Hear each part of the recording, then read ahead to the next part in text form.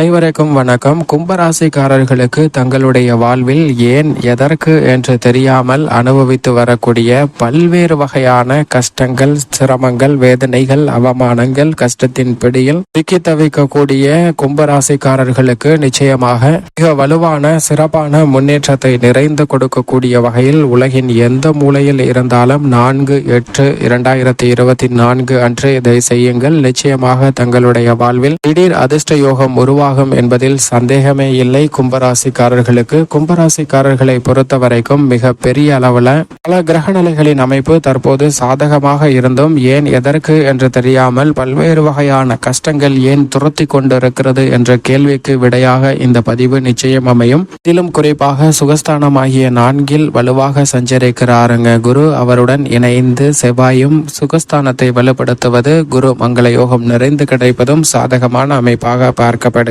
7.5 சனியின் நடுப்பகுதியில் ஜென்மராசியில் ராசியின் அதிபதி வக்ரம் பெற்றிருப்பதால் பல அதிரடியான மாறுதல்கள் நிச்சயமாக உண்டு.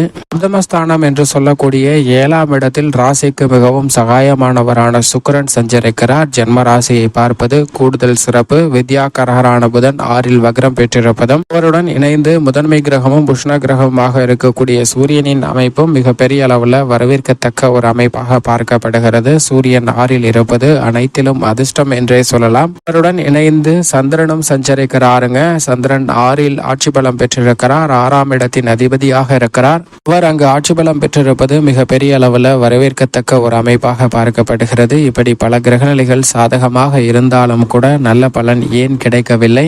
சில நேரங்களில் நிழல் கிரகமாக இருக்கக்கூடிய கேது அஷ்டமத்திலும் ராகு தனஸ்தானத்திலும் இருப்பதால் சின்ன சின்ன தடைகள் இருக்கலாம். ஆனால் பெரிய அளவிற்கு பாதிப்பு இல்லை. இப்படி கிரகநிலைகளின் அமைப்பு இருந்தாலும் கூட ஏன் என்று விடை தெரியாத வகையில் பல்வேறு வகையான சிரமங்களை சிக்கி தவிக்கக்கூடிய சூழல் கும்பராசிக்காரர்களுக்கு ஏற்பட்டால் நிச்சயமாக அதற்கு மிக முக்கியமான 2 தோஷங்கள் பார்க்கப்படுகின்றன. ஒன்று கர்ம தோஷம். பிறருக்கு முற்பகல் செய்யின் தமக்கு பிற்பகல் தாமே விளையும் என்று சொல்லக்கூடிய வகையில் நீங்கள் செய்த தவறுகளுக்கு ஏற்றவாறு தன் பலனை பெறுவதற்கான சூழல் உண்டு. கர்ம பாதிப்புகளால் கர்ம செயல்களால் சில சிரமங்களை சந்திப்பதற்கான சூழல் உருவாகலாம். இரண்டாவதாக மற்றொன்று பித்ரு கடனை கடிக்காவிட்டாலும் பித்ரு தோஷம் உண்டாகும். அதன் காரணமாகவும் ஏன் எதற்கு என்று தெரியாத பல சிக்கல்களை சந்தித்துக் கொள்வதற்கான சூழல் உருவாகும். எனவேதான் இந்த பித்ரு கர்மாவை கழிக்க வேண்டியது ஆடி அமாவாசை திதியை தர்ப்பணத்தை சரியான முறையில் கொடுக்க வேண்டியது மிக முக்கியமான ஒன்றாக பார்க்கப்படுகிறது. அதிலும் குறிப்பாக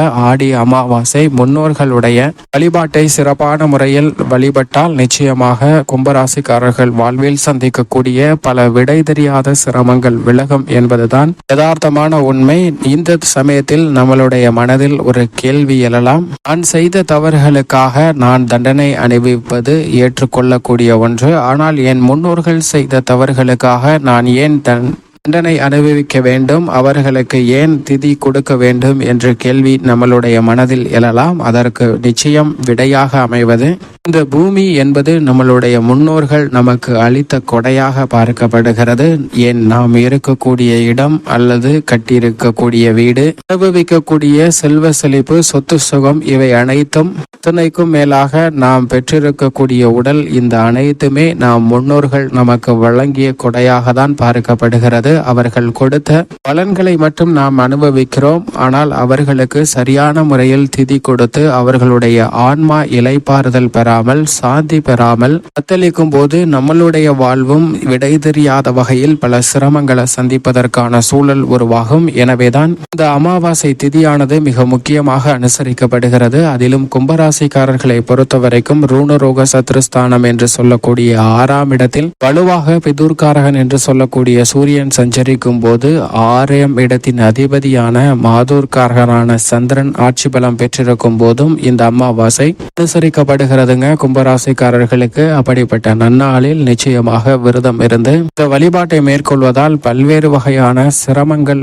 விலகுவதற்கான யோகம் நிச்சயமாக உண்டு. வருடத்தில் 12 அல்லது 13 அமாவாசைகள் வரலாம். அப்படி வந்தாலும் மிக முக்கியமான 3 அமாவாசைகள் புகழ்பெற்றதாக பார்க்கப்படுகிறது. தை அமாவாசை, புரட்டாசி மாதத்தில் வருகின்ற மகாலய அமாவாசை, மற்றொன்று ஆடி அமாவாசை. இந்த 3 அமாவாசைகளுக்கும் என்றே தனி சிறப்பு உண்டு. எனவே எனவேதான் இந்த அமாவாசைகள்ல நிச்சயம் தவறாது தர்ப்பணம் கொடுத்து முன்னோர் வழிபாட்டை மேற்கொள்ளும் போது பல நன்மைகள் உங்களுடைய வாழ்வில் தேடி வரும் என்பதில் சந்தேகமே இல்லை. அதோடு மட்டுமல்லாது இன்னொரு சந்தேகமும் நம் மனதில் எழலாம். நாம் திதி கொடுக்கக்கூடிய வேளையில் நாம் முன்னோர்கள் மறுபிறவி எடுத்து வேறேனும் ஒரு இடத்துல பூமியில் பிறந்திருந்தால் அதற்கான பலன் கிடைக்குமா என்ற ஒரு சந்தேகம் வரலாம். நிச்சயமாக அதற்கான பலன் உண்டு. ஏனென்றால் நாம் முன்னோர்கள் செய்த பாவங்களுக்காக அவர்கள் சிரமத்தை அனுபவித்து நிச்சயமாக சாந்தி அடைந்ததற்கு பிறகு மறுபிறவி எடுத்திருப்பாங்க. அப்படி செய்யும் போது அந்த பாவங்களும் நிவர்த்தியாகும். அவர்கள் மறுபிறவி எடுத்திருந்தால் அவர்களுடைய வாழ்வில் சுபிச்சம் நிறைவதற்கான யோகம் உண்டு. அதோடு மட்டுமல்லாது நம்மளுடைய வாழ்விலும் பெரிய அளவிற்கு நன்மை நிறைந்து கிடைப்பதற்கான சூழல் நிச்சயமாக கும்பராசிக்காரர்களுக்கு உருவாகும். 12 ராசிக்காரர்களுமே இந்த வழிபாட்டை மேற்கொள்வது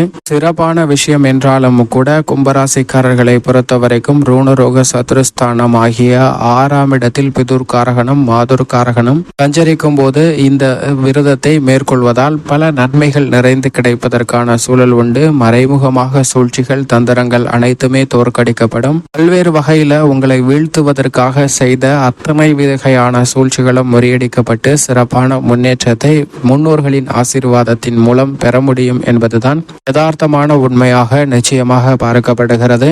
இந்த முன்னோர் வழிபாட்டை நான் மேற்கொள்ளவில்லை, ஆனால் மற்றவர்களுக்கு உதவி செய்கிறேன். அது மட்டுமல்லாது அன்னதானம் கொடுத்து வருகிறேன். இப்படி இருந்துமே என்னுடைய வாழ்வில் ஏன் எதற்கு என்று தெரியாமல் பல சிரமங்கள் துரத்துகிறது என்று சொல்லக்கூடிய கும்பராசிக்காரர்களுக்கும் நிச்சயமாக இந்த பித்ரு தோஷம்தான் காரணமாக அமையும். எனவேதான் இந்த முன்னோர் வழிபாட்டை சரியான முறையில் மேற்கொண்டால் நல்ல மாறுதலை பெறுவதற்கான யோகம் நிச்சயமாக உருவாகும். இந்த உலகத்திலே மிக பெரிய புண்ணியமாக பார்க்கப்படுவது அன்னதானம். அன்னதானம் செய்வதால் உங்களுடைய கர்ம பாதிப்புகள் நிச்சயமாக குறையும். ஆனால் பித்ரு தோஷம் விலகாது என்பதுதான் யதார்த்தமான உண்மை. எனவே இந்த பித்ரு கர்மாவை பித்ரு கடனை கழிக்க வேண்டியதும் உங்களுடைய செயலாக நிச்சயமாக பார்க்கப்படுகிறது. அப்படி ஆடி அமாவாசை தினத்தன்று அதிகாலையில் எழுந்து நீராடி தர்ப்பணம் செய்துவிட்டு இறை வழிபாட்டை மேற்கொண்டு அன்னதானம் செய்வதால் நல்ல பலன் உங்களுடைய வாழ்வில் நிறைந்து கிடைக்குங்க. குறிப்பாக அன்னதானம் செய்வதால் கர்ம பாதிப்பு விலகும்.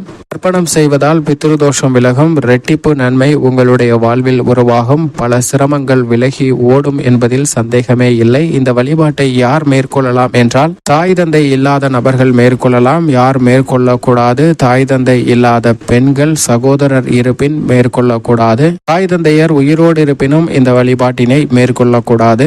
இந்த அமாவாசைக்கு முன்தினம் 3ஆம் தேதி ஆடிப்பெருக்காக விமர்சையாக கொண்டாடப்படுகிறது. ஆடிப்பெருக்கன்று எந்த ஒரு காரியத்தை செய்தாலும் அவை தங்களுடைய வாழ்வில் மிக பெரிய அளவில் வளர்ச்சி நிறைந்தவையாக அமையும். அதிலும் குறிப்பாக புதிய கடை திறத்தல், புதிதாக தொழில் துவங்குதல், புதிய வேலையில் இணைதல் என எந்த பணியாக இருந்தாலும் மிக பெரிய அளவில் வளர்ச்சி நிறைந்து கிடைக்குங்க. அட்சய திருதியை விட மிக சிறப்பு வாய்ந்த ஒன்றாக இந்த ஆடிப்பெருக்கு பார்க்கப்படுகிறது. அன்றைய தினத்தில் தங்கம் வாங்கினால் மிகப்பெரிய அளவில் நிச்சயமாக செல்வ வளம் உங்களுடைய வாழ்வில் பெருகும். இதற்கு அடுத்த தினமாக இருக்கக்கூடிய இந்த அமாவாசை என்று முன்னோர் வழிபாட்டை மேற்கொள்வதால் பல சிரமங்கள் விலகி சுபிச்சம் நிச்சயமாக நிறைவதோடு ஏன் எதற்கு என்று விடை தெரியாத பல சிரமங்கள் உங்களுடைய வாழ்வை விட்டு விலகும் என்பதுதான் மிக சிறப்பான ஒன்றாக கும்பராசிக்காரர்களுக்கு நிச்சயம் பார்க்கப்படுகிறது.